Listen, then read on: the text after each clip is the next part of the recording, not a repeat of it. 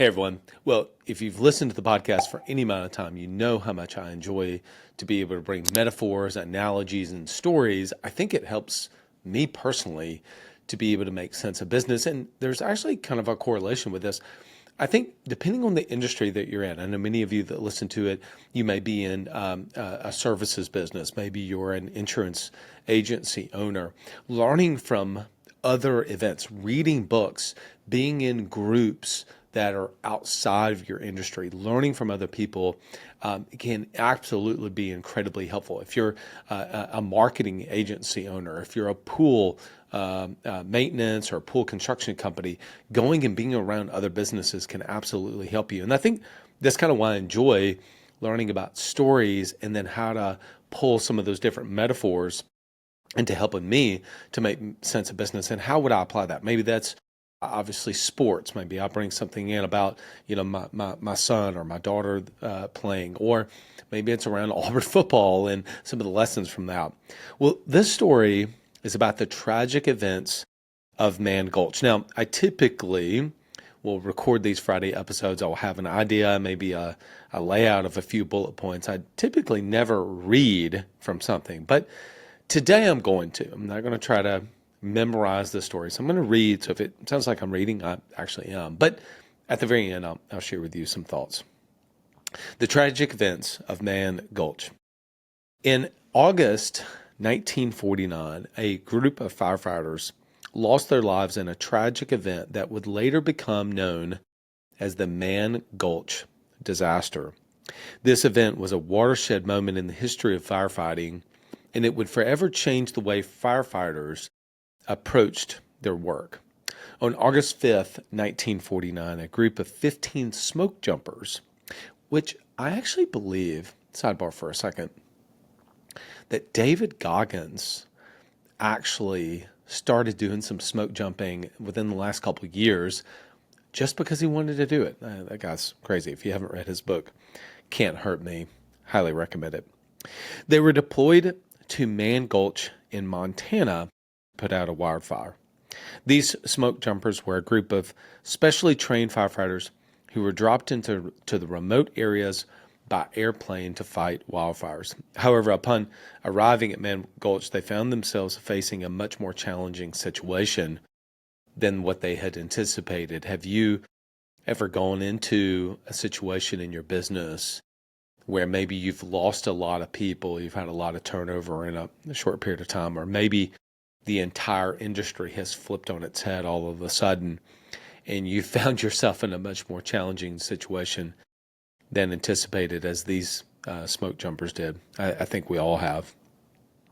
As the smoke jumpers approached the fire, they discovered the flames had spread much more quickly than they had anticipated. The fire was now moving uphill, and the smoke jumpers were quickly becoming surrounded. In a desperate attempt to escape, the smoke jumpers began running towards the ridge. However, the fire soon caught up to them, and they were forced to deploy their fire shelters. Unfortunately, the fire was too intense, and 13 of the 15 smoke jumpers lost their lives. In the aftermath, the Mann Gulch disaster was really a wake-up call for the firefighting community. It highlighted the need for better training. Oftentimes, whenever we face difficulties in our business, maybe difficulties within the team, we kind of look back and we realize that it also precipitates the need for better training, improved equipment. Maybe our teams need better tools at their disposal, and more effective communication between firefighters. In the years following the disaster, new firefighting techniques were developed, and use of fire shelters became more widespread. Perhaps the most significant that came out of the Mann Gulch disaster was a renewed emphasis on the importance of teamwork.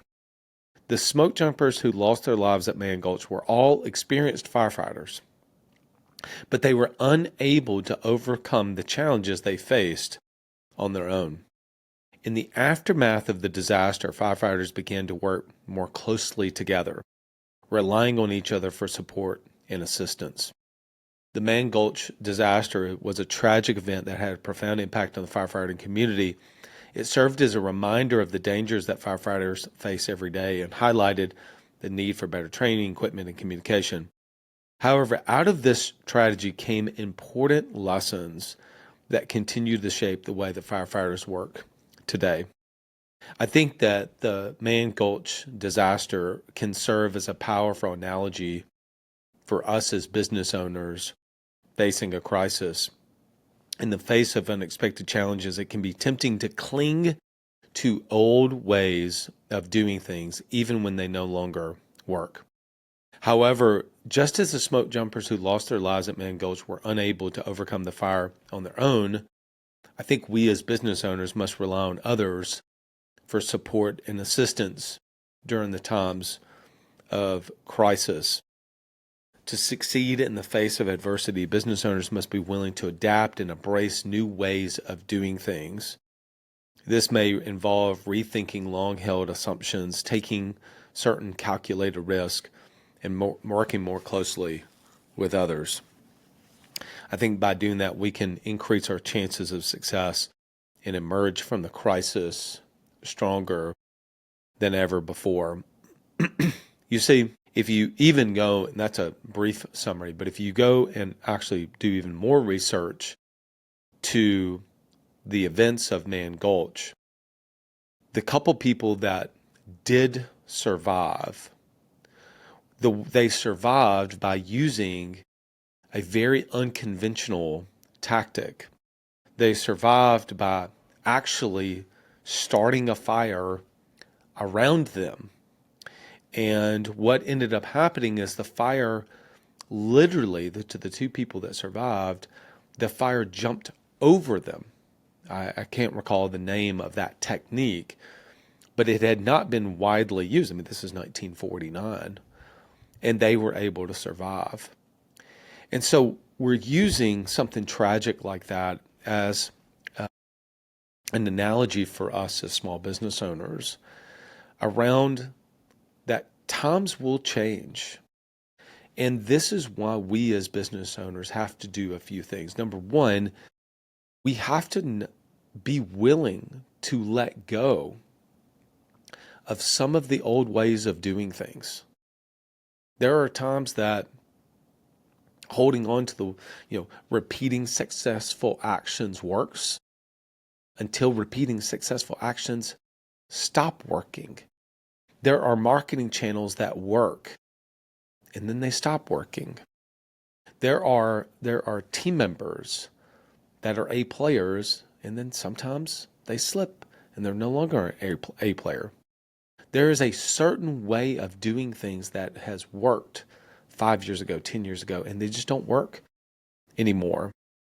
And so being willing to put down the old way of doing things going into 2026, certainly continue to do the things in your business that are working.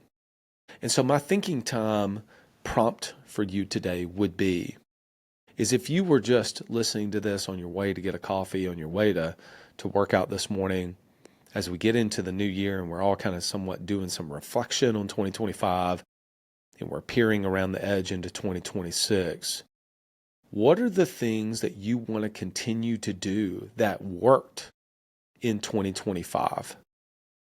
And what are some of the things that we need to be willing, from an open-handed perspective, to sit down and say, that is no longer working. That worked, and that was exactly what we needed to do at that time, but it is no longer working, and we have to take a critical look at that and be willing to change. It's not changing for change's sake. It's actually looking at it and saying, you know what? Things have evolved and changed. AI is here, and I don't know where it's going to go. I'm not going to do a Friday solo episode on AI until I feel comfortable to be able to speak from firsthand knowledge. I try to utilize it ourselves. We utilize it in some ways, producing some of the assets around this podcast. I certainly use it in preparing some of the notes for the podcast. And I think that things like that are going to be great. So leaning in and leveraging something like an AI, but it's not just AI. It's about teams and marketing channels. Our sales process, the way that you sold 10 or 15 years ago, is not necessarily the way maybe you're going to sell today. People are buying more things on the internet without speaking to sales reps. Instead of fighting that, how can we lean into those opportunities? So what are the things that you want to continue to do in 2025? And what are some of the things that maybe you want to stop doing? Just like, the tragic loss of some of the people that had tried to, ride it out by clinging on to their old techniques that they were trained on at Mann Gulch, and they tragically lost their lives. What are some of the things that we as business owners can do to set to the side the old way of doing things? Hope you enjoyed that story. I picked this up. I believe I first heard about this somehow.